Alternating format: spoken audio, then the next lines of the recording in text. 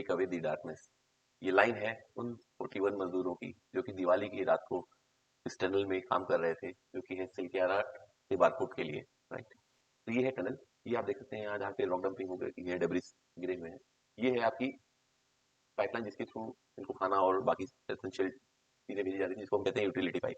ये हमने कि कौन कौन से सर्वे होते हैं। अब हम देखेंगे कि कौन कौन से मेथड्स होते हैं। तो जैसे अभी हम बात कर रहे थे कि पहला मेथड होता है बोरिंग, जिसमें हम एक पहले ड्रिलिंग करते हैं और उसको फिर बड़े साइज से बोरिंग मशीन से उस होल को बड़ा करते हैं, ठीक। दूसरा मेथड है रॉक ब्लास्टिंग, जिसमें हम डीबीएम यूज करते हैं, ड्रिल एंड ब्लास्ट। तो थोड़ा सा हम ड्रिल करते हैं, उसमें एक्सप्लोजर्स डालते हैं और फिर ब्लास्ट करते हैं।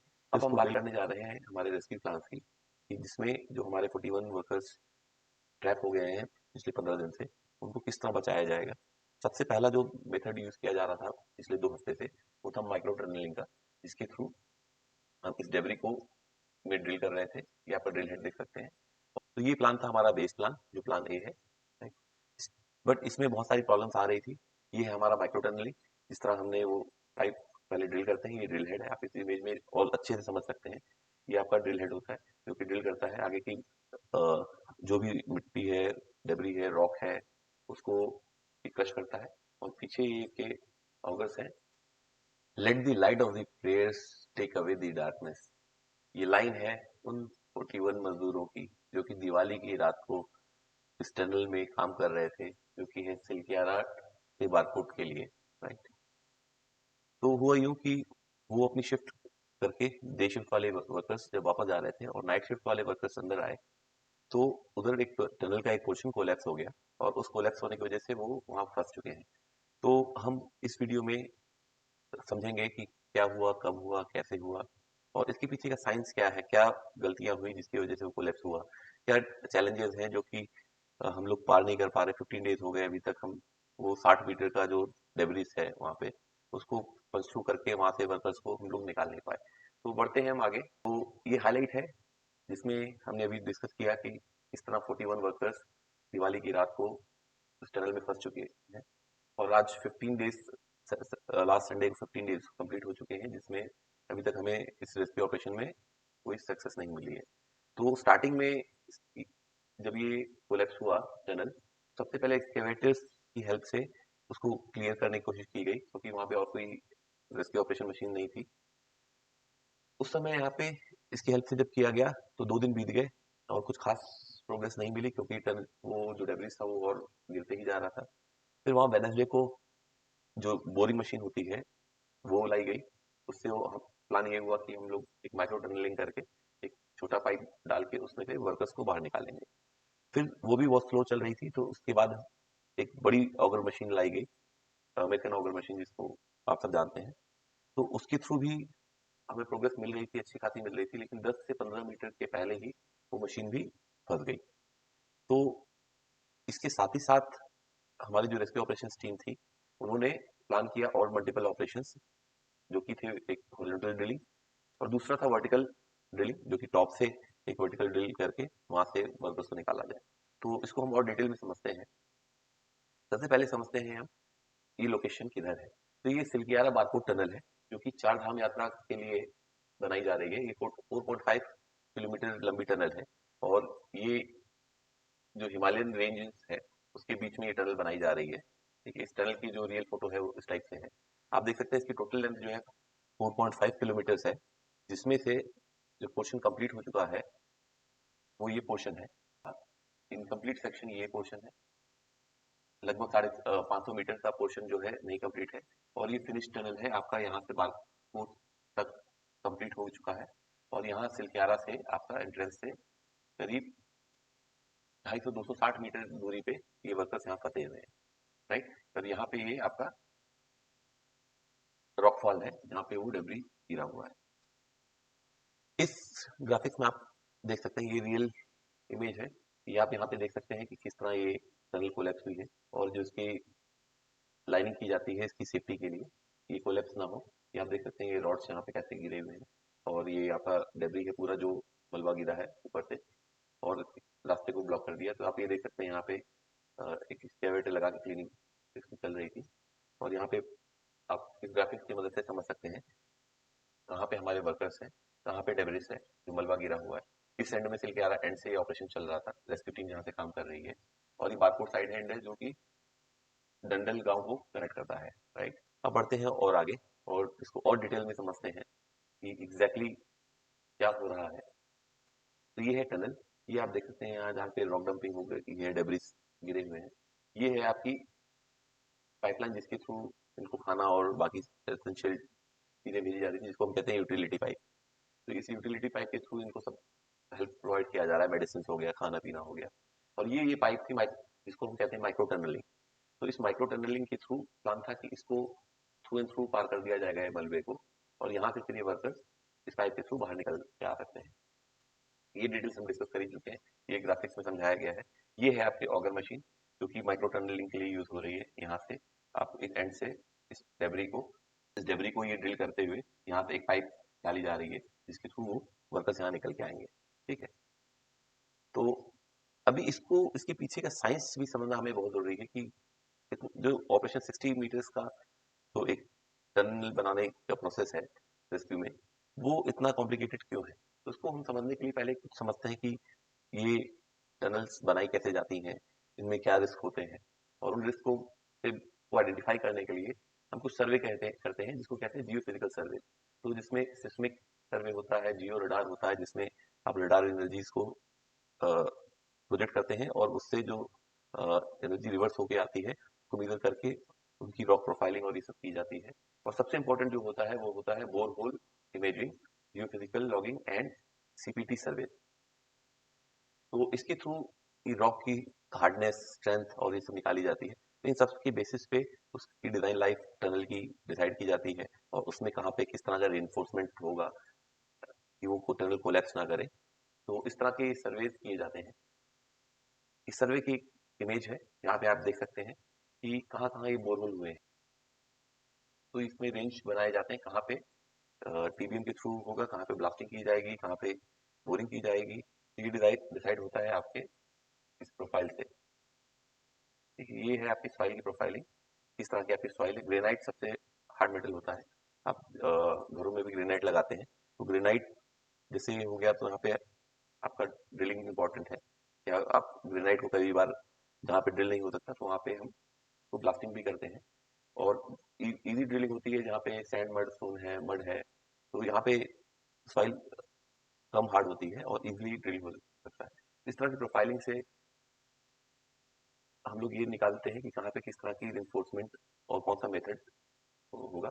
और वहाँ पे इसका भी वो ध्यान रखा जाता है कि कोई वहाँ पे वाटर सोर्स तो नहीं है, वाटरफॉल तो नहीं है, कि वो वाटरफॉल की वजह से जो रिसाव होता है उसकी वजह से वहाँ पे टनल में कई बार लैंडस्लाइड होते हैं और कोलैप्स हो जाता है कई बार टनल, राइट। तो हम इस पे आगे बढ़ते हैं। तो ये लैंड आप लीजेंड्स देख सकते हैं जहाँ पे दिखाया गया है किस जगह पे कौन से पोर्शन में क्या होना है।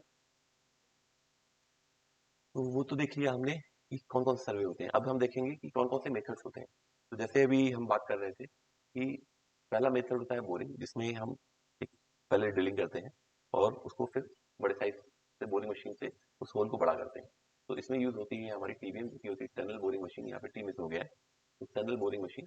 दूसरा मेथड है रॉक ब्लास्टिंग, जिसमें हम डीबीएम यूज करते हैं, ड्रिल एंड ब्लास्ट।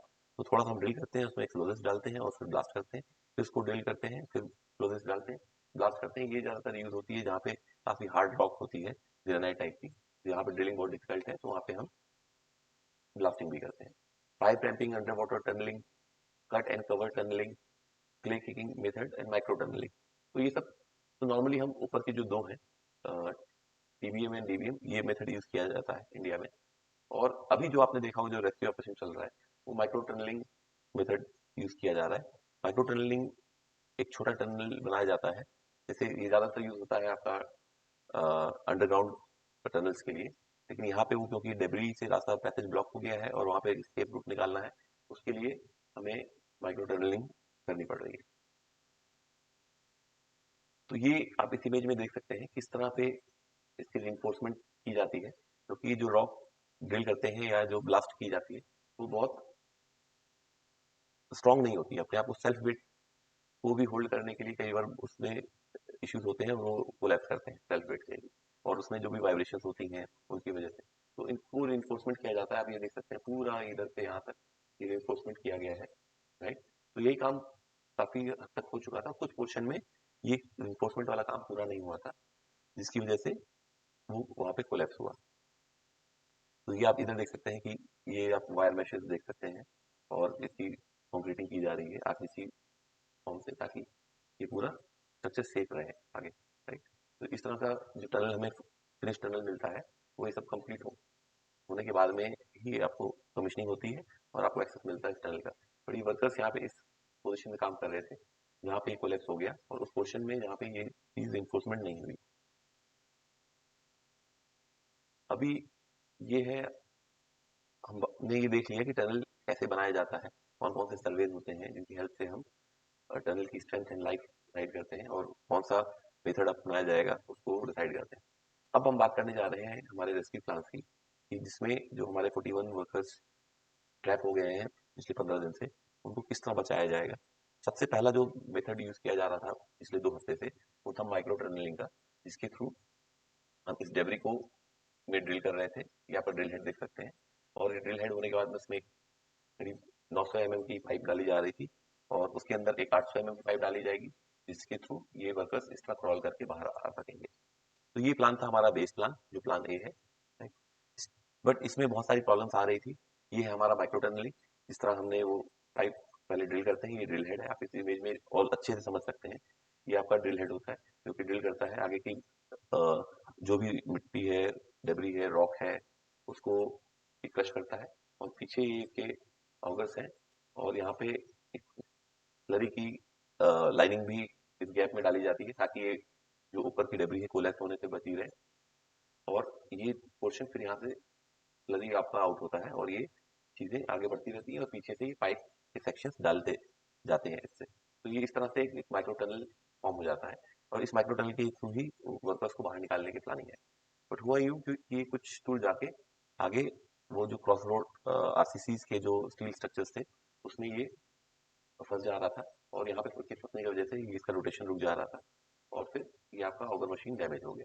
इसकी भी कुछ इमेजेस हैं, ये आपके ऑगर मशीन के पार्ट्स हैं, जो कि ये आपका ब्लेड्स हैं ऑगर के, जो कि जाते हैं और रोटेट होते हैं और उधर पे ड्रिल करते हैं। ये है आपकी रियल टाइम इमेज, ये ऑगर मशीन का सेटअप है, ये इसका प्लेटफॉर्म है, क्योंकि ये 60 मीटर तक आपको ये ड्रिल करना है, और ये जो मशीन होती है बहुत हैवी होती है, इसका जो ड्रिल हेड होता है बहुत हैवी होता है, और उसकी हैवीनेस की वेट की वजह से वो नीचे जाएगा। तो सपोर्ट देने के लिए इसके कैंटिलीवर सेक्शन को ये एक लेंथ बनाई जाती है, जिसको ये रैम प्लेटफॉर्म कहते हैं। यहीं से ये मशीन प्रोजेक्ट होती है, इंट्रोड्यूस होती है अंदर की तरफ, ड्रिल करते हैं। तो आप ये देख सकते हैं, पाइप डाली जा रही है यहाँ से इस डेब्री के बीच में से, जिसमें से एस्केप रूट होगा उन वर्कर्स के लिए। बट ये इन रॉड्स वगैरह की वजह से, ये जो आप देख सकते हैं आरसीसी के जो ब्रोकन स्ट्रक्चर्स हैं, वहां पे जाके वो मशीन ऑगर मशीन फंस जा रही है, जिसकी वजह से ऑपरेशन ऑन होल्ड हो गया था। hydraulic cutters, and they will have to deal with the crown because there are several layers. We are looking at the only one layer of the crown which is visible from here. There are several layers of the crown which has heavy boulder, heavy concrete, strong concrete, iron rods, girders, all that is there. The frames, iron frames are essentially there. So those needs to be taken care of before reaching up to the down. And the strength of the material used can be understood by the fact that it is made in a way to make this tunnel earthquake resistant. Tunnel बनाने में एक और advance technology का use किया जाता है, जिसका नाम है एडवांस्ड इमेजिंग टेक्नोलॉजी। इसके जरिए ये पता लगाया जा सकता है कि जमीन के अंदर की मिट्टी कैसी है। इसके साथ ही टनल बोरिंग मशीन में भी कई तरह के एडवांसमेंट किए जा रहे हैं। दावा किया जा रहा है कि आने वाले समय में हमारे पास ऐसी मशीन होंगी जो 1 घंटे में 1600 टन मिट्टी सुरंग से बाहर निकाल सकेगी। इतना ही नहीं, टेक्नोलॉजी के इस दौर में चट्टानी पत्थरों को काटने के लिए वाटर जेट और लीजर टेक्निक पर भी काम कर रहे हैं। ये है उसके ऑगर मशीन के ये फ्रंट हेड, देख सकते हैं पाइप के अंदर में जा रहा है, इसको निकाला गया है। इसके ब्लेड्स हैं, इसको कट करता है। ये स्लरी आप देख सकते हैं, जो ड्रिल के जो ड्रिल पार्ट्स होते हैं पाउडर फॉर्म में, वो आपको यहाँ पे दिखेंगे। तो ये रॉक को क्रश कर देता है, और क्रश करके पाउडर फॉर्म में बन जाता है, और स्लरी के साथ में ये बाहर आ जाता है, और ये आपको एक एम्प्टी होल मिल जाता है जिसमें वो पाइप डालते हैं।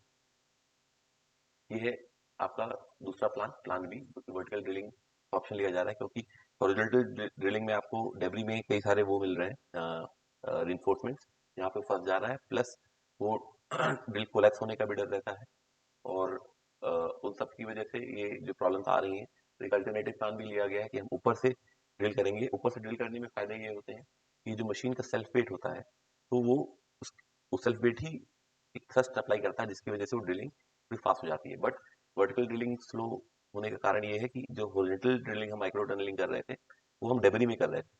डेबरी नॉर्मली वीक स्ट्रक्चर होता है जहाँ पे ड्रिल करना आपका इजी है। बट आप जब रॉक पे टॉप से करेंगे तो ऊपर का जो स्ट्रेटा होता है तो आप देखेंगे ये काफी मिट्टी ये लूज होती है, इसकी हार्डनेस कम होती है। ये पोर्शन तो यहाँ से यहाँ तक ड्रिल करना बहुत ईजी होगा। बट जैसे ही इसको रॉक की लेयर मिलेगी तो रॉक की लेयर में इसको डिफिकल्ट हो जाता है ड्रिल करना और उसकी ड्रिलिंग स्पीड स्लो हो जाती है, राइट। तो ये वर्टिकल ड्रिलिंग में भी सर्वेस किए जाते हैं कि किस पोर्शन में किस आपको सबसे कम ड्रिल करना पड़ेगा, कहाँ से ड्रिल करने पे, और उसमें कोई कोलैप्स का और कोई रिस्क तो नहीं है।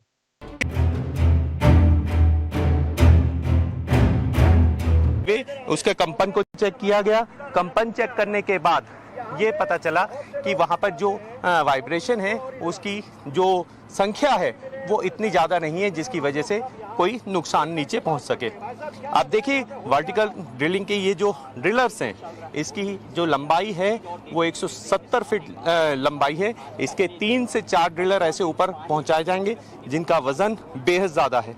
आने वाले समय में ये देखने वाली बात होगी कि ये वर्टिकल ड्रिल कितने दिनों में एक नई खुशखबरी के साथ उन 41 कर्मवीरों को नीचे से ऊपर अपलिफ्ट कर पाता है। वाले भी उठा रहे हैं और टेक्निकल एक्सपर्ट्स भी उठाएंगे क्योंकि राइट, बढ़ते हैं आगे।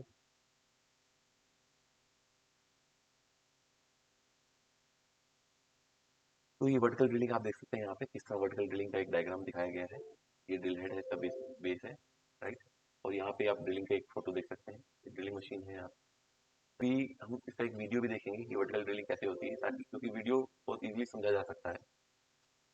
तो ये आप देख सकते हैं वर्टिकल ड्रिलिंग का एक छोटा सा क्लिप हमने रखा हुआ है कि ये कैसे काम करता है। तो ये ड्रिल हेड है और इसमें एक वेट होता है, या फिर सेल्फ वेट से लोड होता है, फिर इसमें कुछ एडिशनल थ्रस्ट भी लगाए जाते हैं, वेट्स ऐड किए जाते हैं, और फिर इसमें एक रोटेशन मोशन दिया जाता है। इस रोटेशन की वजह से ये जो ब्लेड्स होते हैं इसको कटिंग करते हैं, और आप फिर उसको सर्कुलेशन मेथड से, वाटर सर्कुलेशन मेथड से उसकी स्लरी को बाहर पंप आउट करते हैं और ड्रिल अंदर होल होता रहता है, राइट। हम इसको प्ले करके भी देखते हैं।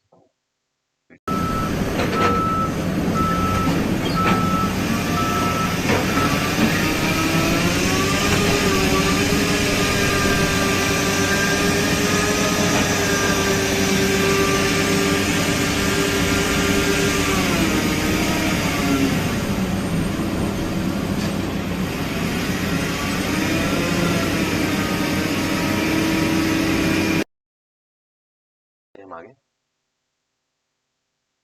एक प्लान और है जो कि अभी तक हमने इस बारे में सोचा नहीं है कि जो पोर्शन हमने अभी तक 60 मीटर का जो डेब्री था, जिसमें से हमने लगभग 45 मीटर्स का ड्रिल करके पाइप वहां तक पहुंचा दिया था, और उसके बाद में जहाँ पे वो ऑगर मशीन आके फंस गया उसको भी काट के निकाला जा रहा है। तो क्योंकि रिइंफोर्समेंट की वजह से वो मशीन जो फंस रहा है जो बार से, तो उधर ड्रिल करना मुश्किल हो पा रहा है उतने आगे जाके 45 मीटर्स के आगे। तो वहाँ पे मैनुअल ड्रिलिंग का एक ऑप्शन एक्सप्लोर किया जा रहा है जो कि बहुत ही स्लो होगा, बट उसके अलावा भी एक ऑप्शन है वाटर जेटिंग का भी हम लोग एक्सप्लोर कर सकते हैं। वाटर, क्योंकि वहाँ पे डेब्री है, कोई बहुत बड़ा रॉक और ऐसा नहीं है, कुछ पार्टिकल्स होंगे, बट वाटर जेट के थ्रू उनको क्लीन आउट किया जा सकता है। और क्योंकि वो वाटर जेट्स अपना पैसेज निकाल लेते हैं, अगर जहाँ पे क्रॉस बार स्टील्स हैं तो हमें पैसेज के लिए अगर एक दो स्टील रास्ते में है रॉड्स तो वो ब्लॉक नहीं करते कंप्लीट एक्सेस, बट जो डेब्री है वो अगर फ्लश आउट हो जाए वहाँ से तो वर्कर्स निकल के आ सकते हैं। तो ये भी एक ऑप्शन है जो एक्सप्लोर किया जा सकता है माइक्रो टनल के अंदर में ड्रिलिंग के साथ साथ वाटर जेटिंग का। और एक लास्ट ऑप्शन ये भी है कि जहाँ पे आपका ड्रिलिंग ऑब्स्ट्रक्शन हो रहा है स्टील रॉड्स और उन सब की वजह से, तो वहाँ पे और वो जो पोर्शन में बचा हुआ है 5 से 10 मीटर का, वो प्लग बहुत छोटा है, तो उसको ब्रेक करने का भी ऑप्शन है। अगर हम हॉरिजॉन्टल हैमरिंग इस टाइप का जो होता है सेटअप वो यूज करके एक एडॉप्टर पाइल डाल के इसके अंदर में जो पाइल हमने 45 मीटर्स की डाल रखी है पाइप, उसके अंदर एक पाइप डाल के हम उसको इम्पैक्ट के थ्रू भी वो प्लग को ब्रेक कर सकते हैं और वहां से एक बार वो प्लग ब्रेक हो गया तो वहां से वर्कर्स बाहर निकल के आ सकते हैं। तो एक ये फाइलिंग का भी एक ऑप्शन है उस प्लग को ब्रेक करने के लिए जहाँ पे ड्रिलिंग में प्रॉब्लम आ रही है। तो यहीं पे हम अपना ये लेक्चर या सेशन कंप्लीट करते हैं और हम लोग आपके लिए Q&A सेशन में आप अपने क्वेश्चन डाल सकते हैं कमेंट के फॉर्म में और हम कोशिश करेंगे कि आपके डाउट्स को क्लियर करने की वीडियो के फॉर्म में या फिर कोई क्लिप बना के आपको उसको एक्सप्लेन कर सकते हैं या कमेंट में आपको उस डाउट को सॉल्व कर सकते हैं। तो thank you for watching this. Please like, share, subscribe our channel so that we can continue with more videos for your information, knowledge and other academics. Thank you very much.